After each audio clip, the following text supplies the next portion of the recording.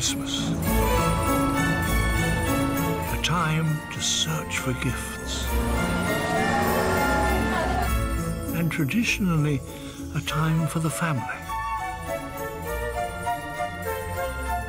And a time to look for presents.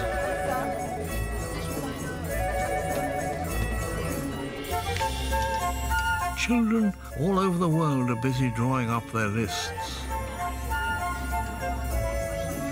But who is this character that has become so popular at this time of the year? And is he the same the world over? And why does he live in such a remote place? Does he always look the same? He has a big beard and a white mustache. He has a big tummy because he ate lots of food. And when he went into your house, he wasn't beyond playing with the family pet or maybe stealing a turkey leg from the refrigerator. And he walks in the snow and then he comes down the chimney and gives you presents. Because Santa loves all the boys and girls, yes. Santa Claus has remained somewhat up for grabs. There's been a little bit of a battle over who Santa Claus is.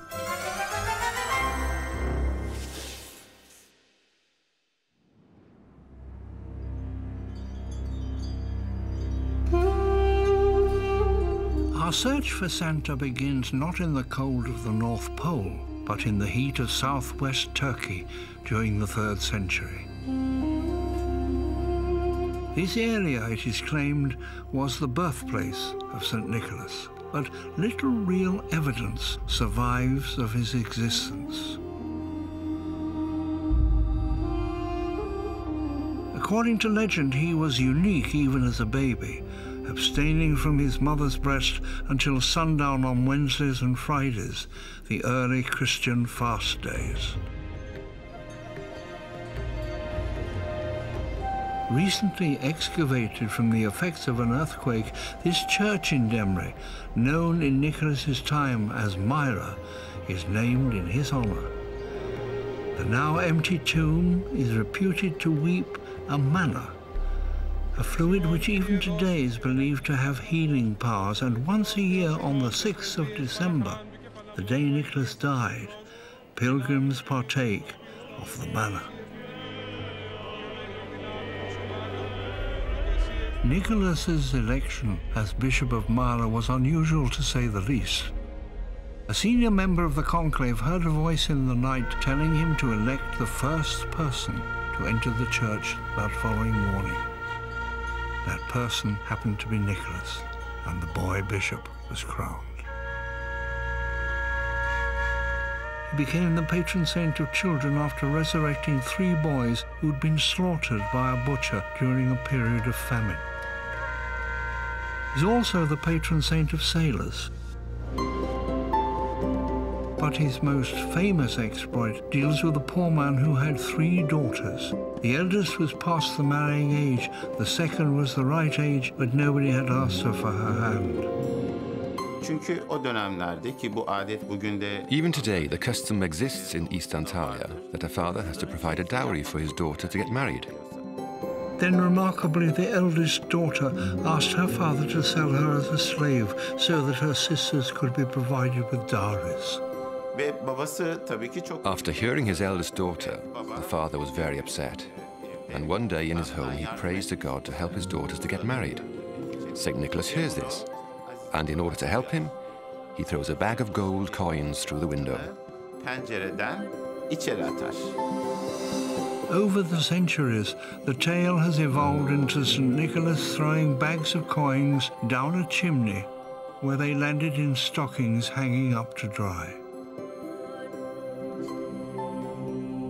It was this act of generosity, as well as his miraculous healing powers, that gave Nicholas his legendary status. Following his canonization in the 9th century, Nicholas became the favorite saint in the Christian calendar. Throughout Europe, thousands of churches were dedicated to him. As Turkey came under Muslim control, late in the 11th century, sailors from Bari in Italy succeeded in spiriting away his bones, and an extraordinary church was built over his shrine.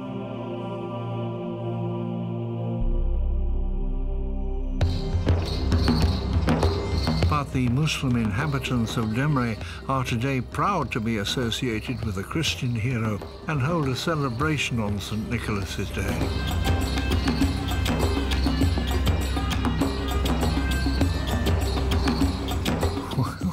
What would Nicholas have made of it all? Restaurants and gift shops take full advantage of their world-famous inhabitant. Father Christmas is very important for us and for the world. We are very lucky and happy that he is in our country. In fact, he is a holy man for the whole world. Today, the old reverential statue of St. Nicholas has been sidelined, replaced by a glowing universal plastic Western Santa. How a Catholic saint was transformed into a favourite children's character is a journey that spans several continents and fuses many religions.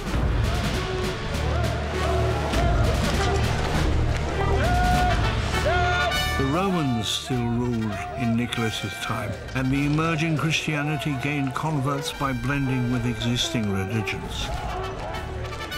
Pope Gregory I in particular put a great emphasis on the notion that if the people we are Christianizing have got their own traditions, destroy their altars, destroy their idols, replace them with Christian altars and Christian preaching. The most famous such celebration was the Roman Saturnalia, a feast commemorating the dedication of the temple of the god Saturn, the god of agriculture and harvest, in mid-December. It was a time when the world was turned upside down, you might say, when the slaves, and there were an enormous number of slaves in Rome, were given their freedom, and when their masters waited on the slaves, and the slaves dressed up in their masters' clothes. It sometimes became a little overexciting. And when we use the word Saturnalia today, we generally refer to a rather overblown celebration full of misrule and misbehavior. As we proclaim Saturn, father of great Jupiter, with a gentle shout of Yo Saturnalia. When you hear this, you must bellow like oxen upon the fields. Yo Saturnalia. I'm pretty sure even you Britons can manage that. Yo Saturnalia! Yo Saturnalia! Being held around the shortest day, light was an important feature of the pageantry. As well as the giving of gifts, gifts were believed to secure a rich harvest in the coming year. It is customary to give out gifts to the population, and we, your protectorate, are happy to accept any gifts you want to give us. Long after the Romans, Saturnalia persisted as part of the midwinter celebrations in Europe. We know that in the great castles of the nobles of the Middle Ages that you had lords of misrule and jesters jolly-hoiting about the place and overeating and overdrinking, and whether that was a celebration in honor of the Christ child or was it a kind of folk memory of the Saturnalia is a moot point. People behaved so badly that when the Puritans came to power, they actually banned Christmas. There's nothing in the Bible about celebrating the Nativity. There's not even a clue about when, at what time of year it took place. The decision to assign Christ's birthday to the 25th of December, the winter solstice on the Julian calendar, was inevitably going to be a compromise. Even so, over the centuries, St. Nicholas's popularity grew no more so than in the Netherlands. Every year, on a Sunday morning in mid-November, the quiet streets of Amsterdam are invaded by hundreds and thousands of people. They are all eagerly awaiting the arrival of a very special guest.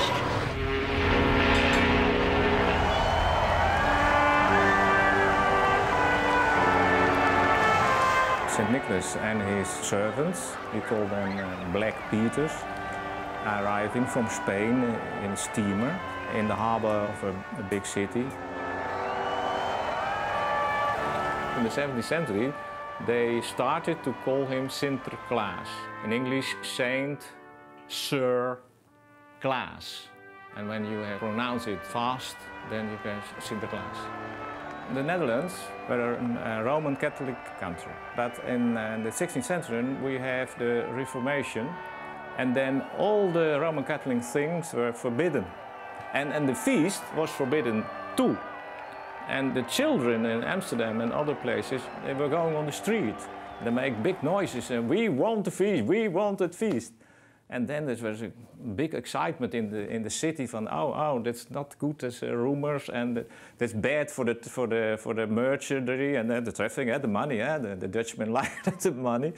And then there's a compromise. They said, okay, the St. Nicholas feast are still forbidden in the street, but inside, in the houses, it's not forbidden.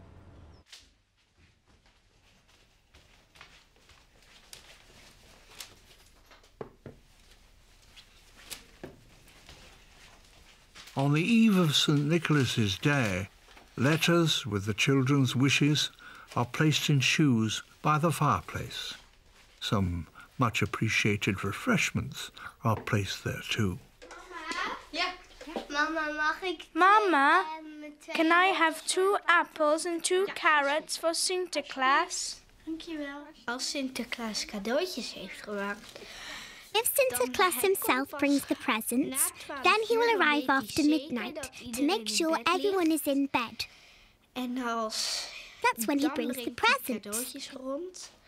The apples and the carrot and the water are for his horse. Sinterklaas kapoentje, gooi wat in mijn schoentje, gooi wat in mijn laarsje. Dank u Sinterklaasje. S'avonds komt de stoomboot uit Spanje weer aan. We zingen liedjes. We sing these songs because if Black Peter hears us, he knows that we are good children. Hoe huppelt zijn paardje, het dek op en neer. O draaien de wippels al heen en alweer. Zij krijgt staat te lachen. The children believe that St. Nicholas is riding on the rooftops listening to their songs. Originally, he rode alone and was both the bringer of presents and the punisher. But then, a book of illustrated poems by an Amsterdam teacher gave the role of punisher to Black Peter. When they were very naughty, St. Nicholas said to Black Peter, you get the naughty ones and put them in your sack. And then, when the party was over, then they believed that the naughty ones were taken back to Spain. And then after a year, they're coming back, and they were very good and very obedient and very hardworking children. But in the other countries, in Austria and Switzerland and Hungary, St. Nicholas was accompanied with very terrifying persons. There were blackamoors, there were herring monsters, and even devils, to frighten the naughty children as an example for the good ones. Heel graag een PlayStation. Please may I have a PlayStation? Een Lego train. A Lego train. Allemaal bestuur. With all kinds of wheels. Een trein. And trains and tracks. That would be very nice. En als dat is gebeurd, dan komt er pakjesavond, 5 december. And when the night itself comes, the 5th of December, we have to wait until after we have eaten as a family. En als ze dan klopt er. And then, Black Peter knocks on the door. Last year, Black Peter actually came in.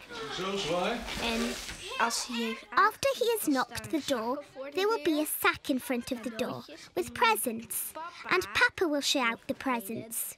We are not allowed. Only Papa can do this. Papa doet het. Goed zitten, jongen. Anders kan je het niet zien. Oh. Spannend. Even kijken hoor. Van wie zal deze zijn? Wauw. Voor Roos. Voor Roos, hè? Papa, maak hem maar open. Ja. De Banana-Express. Wauw, de Banana-Express. Dank u wel, Sinterklaas. Okay. Many of the customs surrounding the Christian Sinterklaas are vestiges of an older pre-Christian religion. Checking up on naughty children, riding a white horse, and children leaving food out at night can all be traced back to the Norse god Odin. He too had a long white beard and spent the year in distant land, in his case Valhalla. On the eve of the winter solstice, he would come back to Earth and seek out evildoers. Odin would lead the hunt on his great white horse, carrying off naughty children in a howl of wind.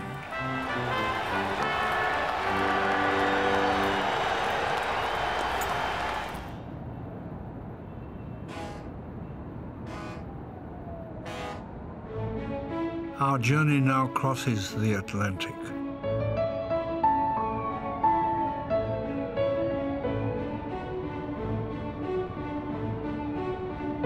And today, Manhattan is probably the epitome of the commercial exploitation of the holiday season. But it also had a vital role to play in evolving St. Nicholas into a character that has become recognized all over the world.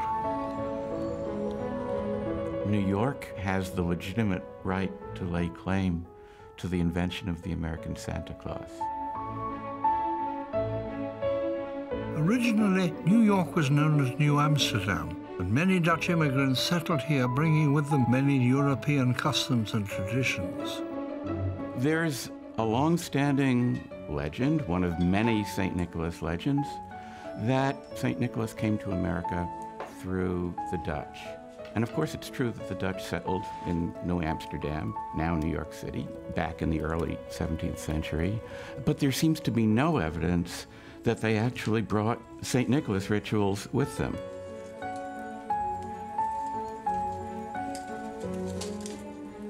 St. Nicholas was reinvented as Santa Claus in New York early in the 19th century by a group of patrician gentlemen who were not Dutch in the least.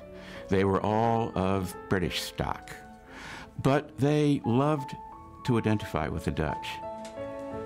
They were looking for a set of legends that they could associate with New York as it used to be, and that is to say, with America as it used to be.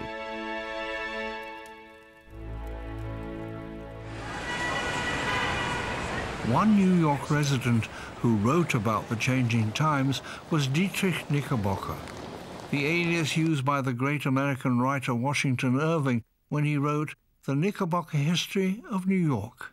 It was a book that romanticized the good old days and included a reference to the Dutch tradition of celebrating St. Nicholas. That got picked up by Clement Clark Moore. He was an extremely wealthy man. He lived on a country estate in an area that extended in modern terms from about 18th Street up to about 24th Street, the Chelsea district of Manhattan. Clement Moore found that his estate was being cut up by a new street system. The New York City Council took it by what's called eminent domain. Moore reacted to this by writing a tract attacking the rampant, uncontrolled urban development of New York, saying it meant that the mob was going to take over the city. And then I guess he turned to the same Dutch legends that Washington Irving had introduced just a few years earlier. And he wrote a poem, The Night Before Christmas, or as he called it, A Visit from St. Nicholas, in which he really put St. Nicholas on the map. 'Twas the night before Christmas, when all through the house not a creature was stirring, not even a mouse. Someone told me, this is the only poem that all American children memorize voluntarily.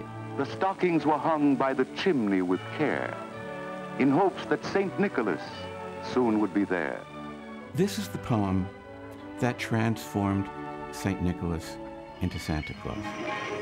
When what to my wondering eyes should appear but a miniature sleigh and 8 tiny reindeer.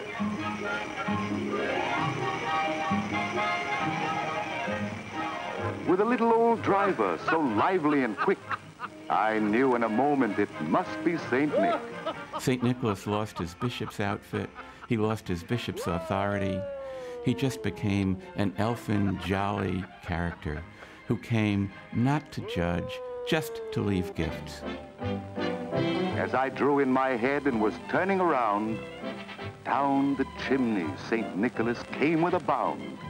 He was dressed all in fur from his head to his foot, and his clothes were all tarnished with ashes and soot. There's no threats of punishment. There's no fear. His eyes, how they twinkled. His dimples, how merry. His cheeks were like roses, his nose like a cherry. His droll little mouth was drawn up like a bow, and the beard on his chin was as white as the snow. There's no dignified, magisterial figure. There's just a jolly old man who comes and brings Christmas gifts.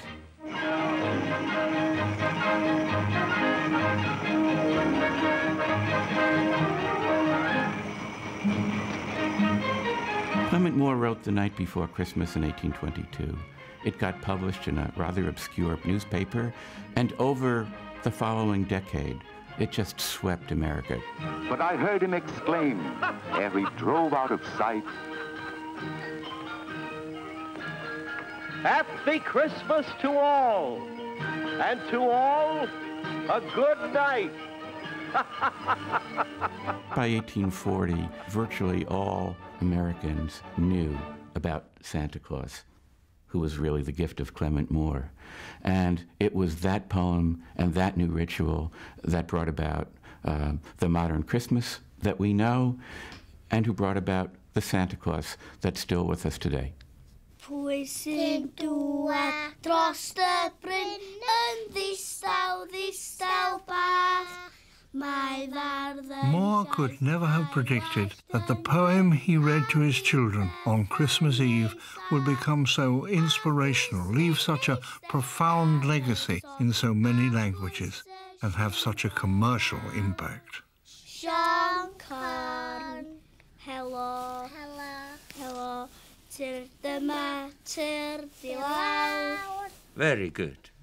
Moore's poem inspired a Philadelphia merchant, J.W. Parkinson, in 1841 to hire an actor friend to dress up in fur and drop down a chimney outside his shop. Santa's appearance and the color of his suit were still open to interpretation. Parkinson based his figure on an image published in a New York newspaper that year. The first exclusive book, with illustrations by T.C. Boyd, was published in 1848. Boyd's Santa is so small that he stands on a chair to fill the children's stockings. And then a German immigrant, Thomas Nuss, created a visual image that would later become widely accepted. It started out in 1863 when he was working for Harper's Weekly, and he drew his first Santa Claus almost as a political figure, dressed in his fur suit, but it had the stars and stripes in support of the Union Army of the North. From the political images, actually, his most famous Santa Claus that he drew was Merry Old Santa Claus. Instead of having Santa's sack full of toys on his back, the sack was actually a Civil War backpack. There was a pocket watch which showed midnight, which was when Congress had to vote to give the military their pay. Also, there was a toy Trojan horse showing some of the deceit that may have been occurring in the government.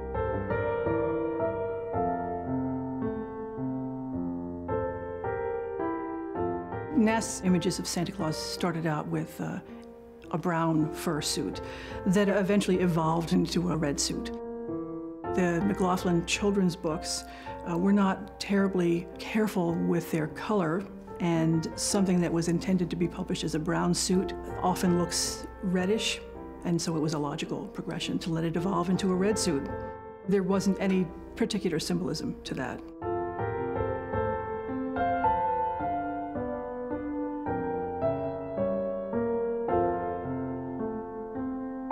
Nast really modeled Santa Claus off his own self-image. Nast himself was a shorter, stockier man, had a large handlebar mustache and beard.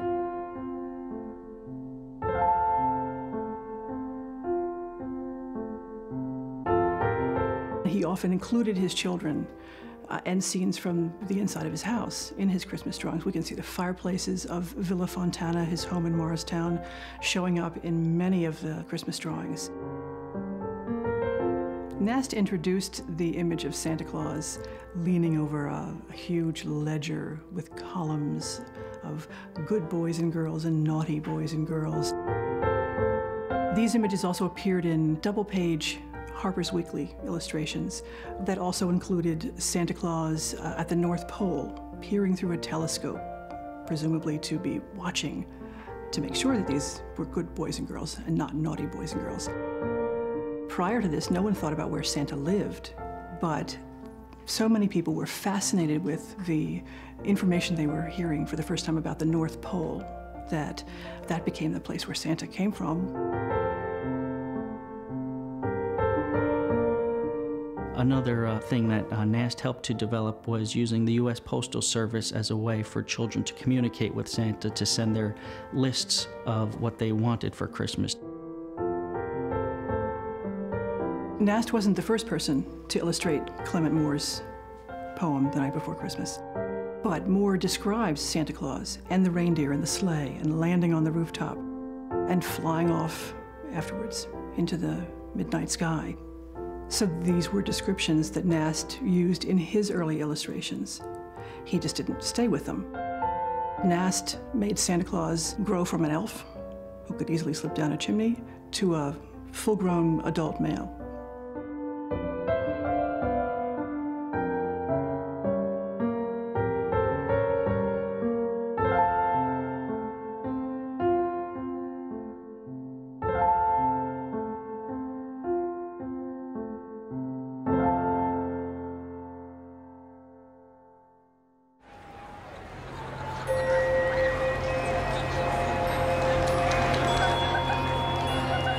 Nuremberg in Germany, and its spectacular lantern parade. Every year, thousands flock to this city to experience the Christmas market. They have been flocking here for many centuries. Originally known as Nikolausnacht, today it is known as Christkindlmarket. The old Saint Nick has not always had a warm welcome here.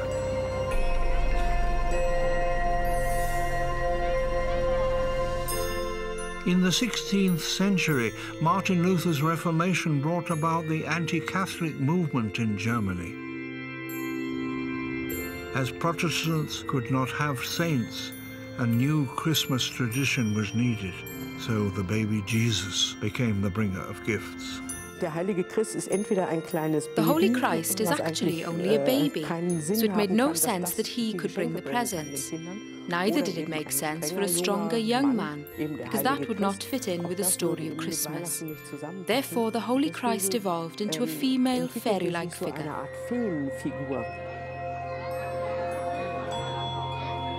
By the 1900s, the Nuremberg Christkind wore a golden pleated robe based on the Nuremberg Golden Angel. In other German towns and cities, the Christkind wears white and a starry wreath. It's a great honor for any girl to be chosen to be the Christkind. The contents of the letters and drawings are just like those by children anywhere.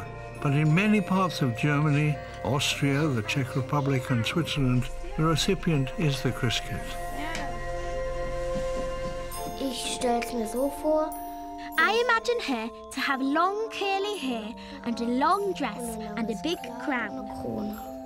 I also think she would have a crown and a golden robe and golden curly hair. And a golden book. Glöckchen, klingelingeling, kling, Glöckchen, kling. Lasst mich bei ihr, Kinder, ist so kalt der Winter. Lieber guter Nikolaus, bitte komm in unser Haus. Der Weg von Tannenwald ist weit und es ist kalt. Und weiter geht's nicht. Super, toll hast du es gemacht. Du bist auch einen großen Applaus, Sommer. Super. The Christkind, being entertained by a carol about St. Nicholas, shows how the roles of the religious figures have merged. The Weihnachtsmann, or Father Christmas, also features in certain parts of Germany. Today it is totally different. Today the Christkind comes mainly to the Catholic families. So in South and Southwest Germany, where Catholicism is quite widespread, Christkind is the present bringer. And in North Germany, in the evangelical areas, Father Christmas brings the presents. So this is a crossover development which is very interesting.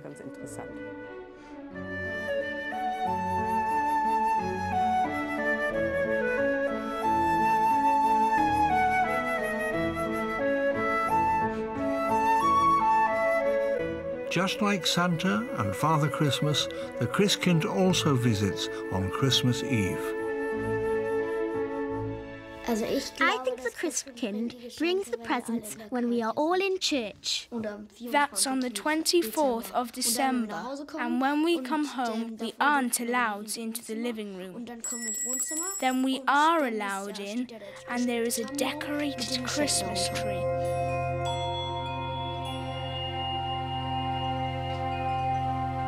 The Christmas tree is a gift that Germany gave to the rest of the world. Oh, sehr schön. Und guck dir mal die vielen Geschenke an. Today, Santa Claus can be seen alongside the Christkind even in the German Christkindl market in Nuremberg.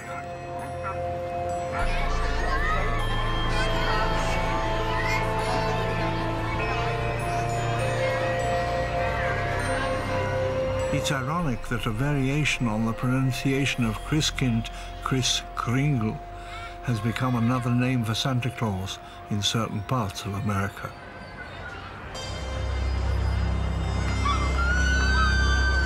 Barcelona Harbour on the 5th of January, and a large expectant crowd has gathered.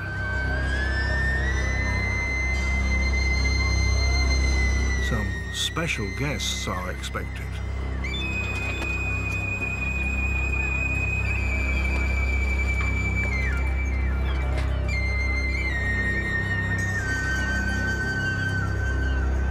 Epiphany is in its origin a religious festivity, and with the celebrated introduction of Jesus Christ to the rest of the world.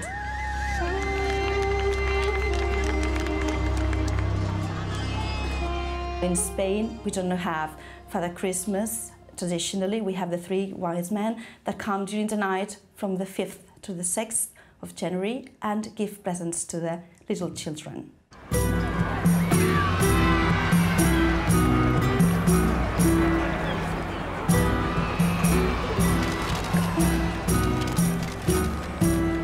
The three wise men are Melchior, that represents Europe, Gaspar, who represents Asia, and Balthasar represents Africa. They were the three continents known at the time Jesus Christ was born.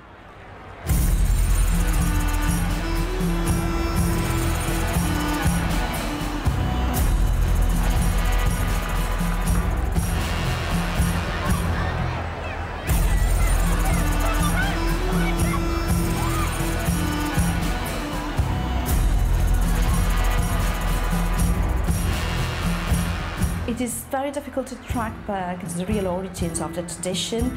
In Spain, it's been like that all the time. And nowadays, we're very proud of having the three wise men in contrast to the Anglo-Saxon tradition of Santa Claus or Father Christmas. We feel that we are different with that. And of course, it's not only a tradition in Spain, it's a tradition in South America and in the old Spanish colonies all around the world.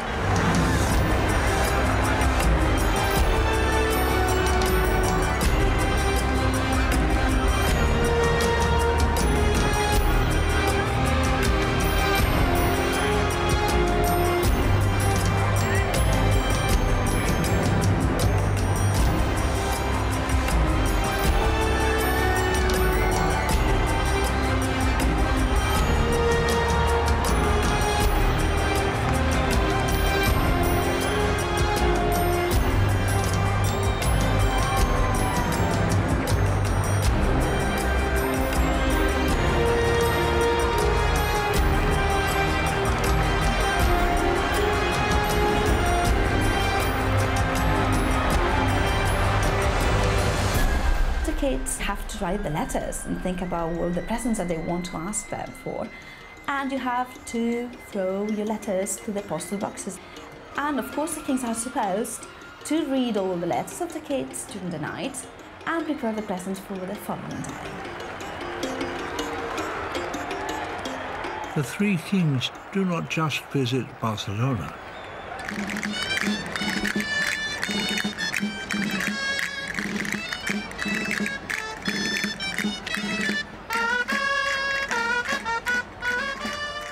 Alcoy is a bit special because in this town the idea of preparing a cavalcade in which you had a parade with the camels and the kings in person was first thought here and first realized in 1886.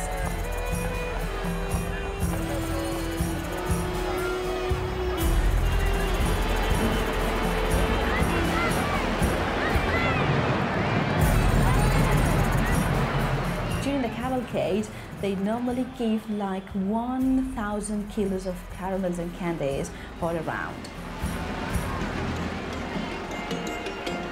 Best thing is to receive the presents from the pages. What you have is like large ladders that are put against the balconies, and then you'll have the pages climbing around with big packets full of presents and toys. And then you'll see the little kids receiving with all the emotion these packages from the real kings and pages.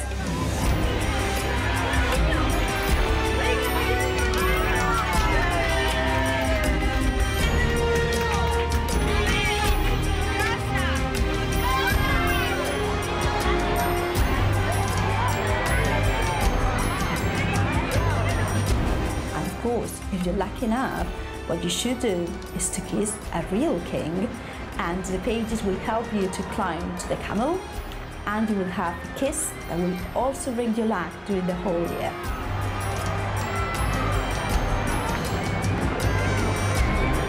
So if you come to Alcoy and you see the cavalcade, it's impossible not to believe in the three wise men.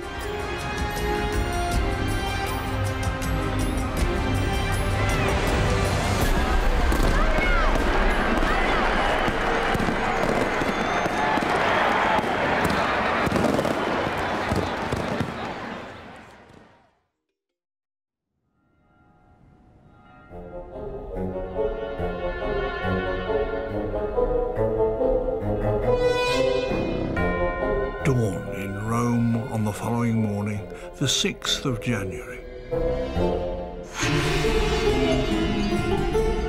These Italian children are very excited. Like all children, they are eagerly anticipating opening their presents.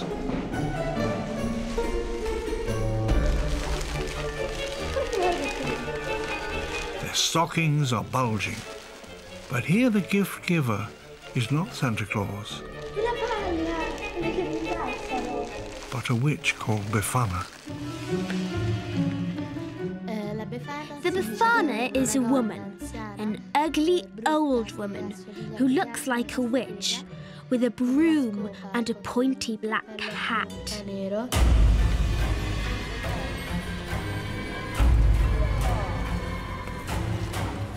She is dressed in old clothes. She has a big nose with a mole on it.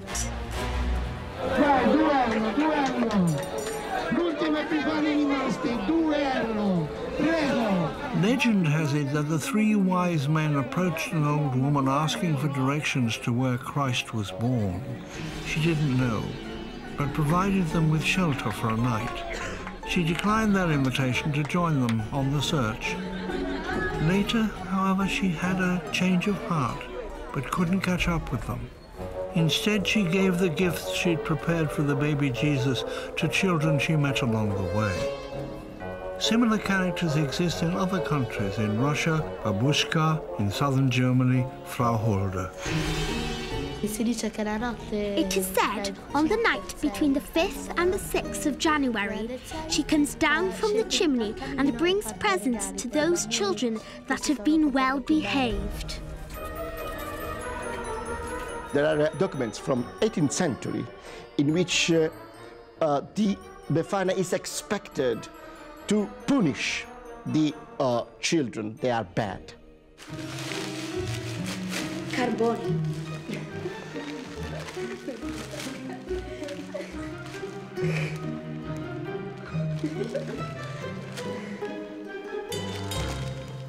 La Befana mi ha portato al carbone.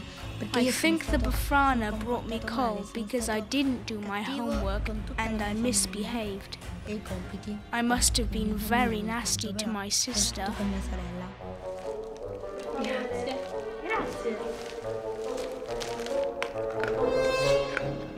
Today, the coal is edible and more of a symbol than an actual punishment.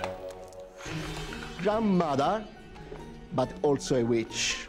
Her ambiguity is one of the more important features of the Befana.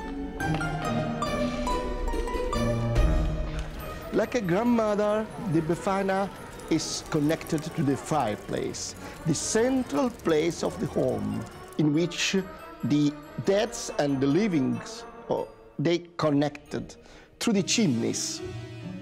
And it's interesting that, like Santa Claus, also Befana come from the chimney. That is to say, to connect the real world and the other world. Today, in Italy also, Befana has to share the limelight with the red-suited Santa.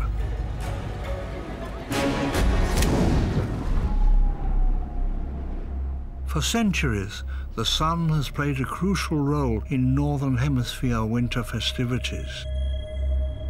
Rituals celebrating the shortest day and looking forward to the new are common to Scandinavian and Celtic countries.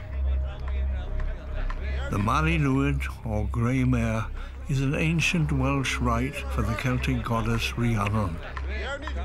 The Mari consists of a mare's skull fixed to the end of a wooden pole with white sheaths concealing the person carrying the Mari. The group arrive at the door of the house or pub, where they sing several introductory verses. Then comes Punko, a battle of wits where the inhabitants and the Mari party outside exchange challenges and insults in rhyme. At the end of the battle, the Mari demands entry into the house and partakes of the hospitality.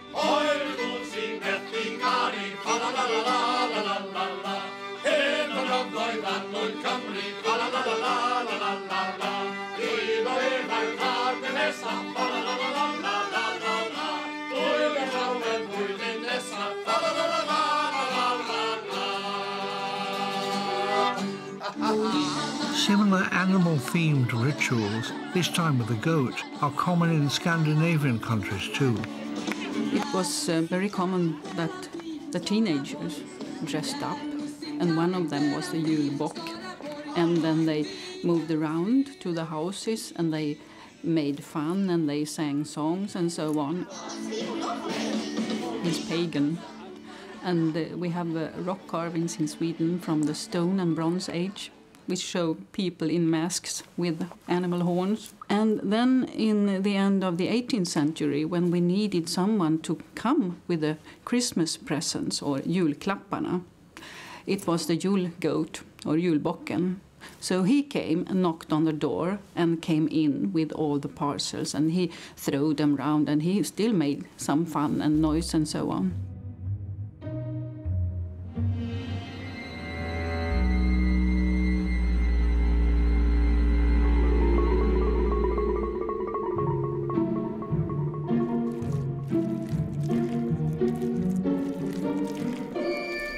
A bowl of rice grain porridge for Sweden's jultomte. In Iceland he is known as jólasveina, and in Norway and Denmark, julnisse, Nissa being an old form of Nicholas.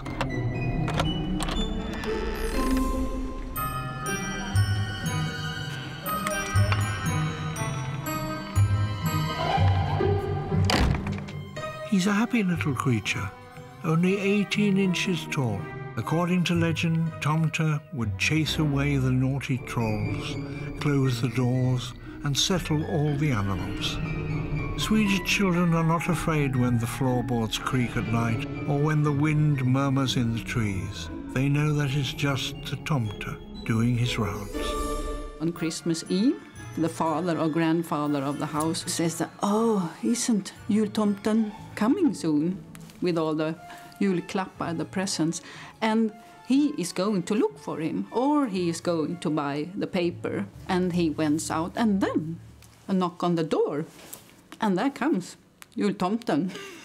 And he said, are there any good, kind children here? And all the children say, yes, yes, yes. And then he comes in and he gives away all the Christmas presents. Undoubtedly, Santa crisscrossed the Atlantic during the first half of the 20th century. Our modern Santa might well have been influenced by Sweden's jultomte, as today's universally accepted image is largely due to a Swedish-American Haddon Sundblom and a well-known soft drinks manufacturer. The campaign featuring Santa Claus actually came about as part of a marketing strategy. The winter months in the 1930s were not very good selling times for Coca-Cola. So they went to an illustrator named Haddon Sundblom. And what distinguished him, I think, was the fact that he had looked at the work of people like Thomas Nast. He looked at the work of Louis Prang with the American greeting cards. And he built on all of the things that he had seen. But his vision was a really specific vision.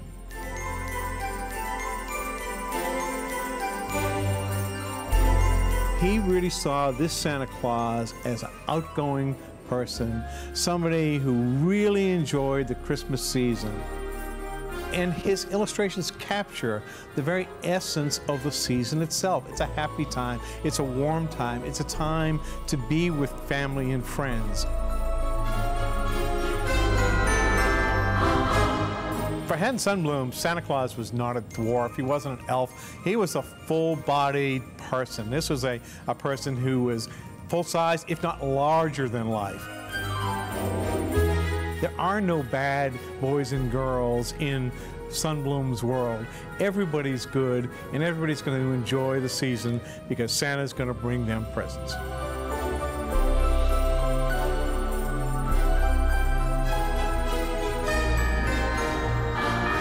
Many people think that the red uniform that Santa Claus wears developed because Haddon Sundblom worked for the Coca-Cola Company and red is our corporate color.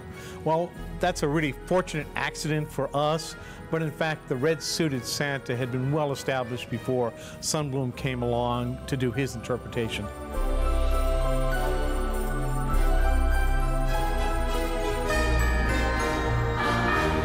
These illustrations are timeless. They're not really bound to any chronological period, and they're as relevant today as they were when they were created.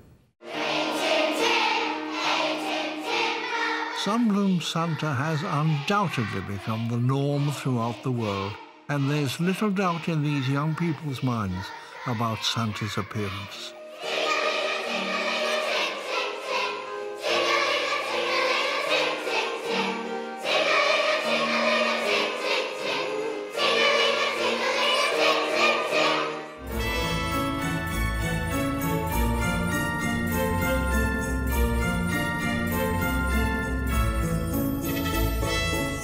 as he puts his feet up after another busy year delivering presents around the world, children of all ages can feel comforted that Santa's long journey from Turkey through the Netherlands and the United States, making the odd detour along the way, has landed him safely in the North Pole. And even though he has lost some of his status within the Church, he is well on course to becoming mankind's most universally recognized character.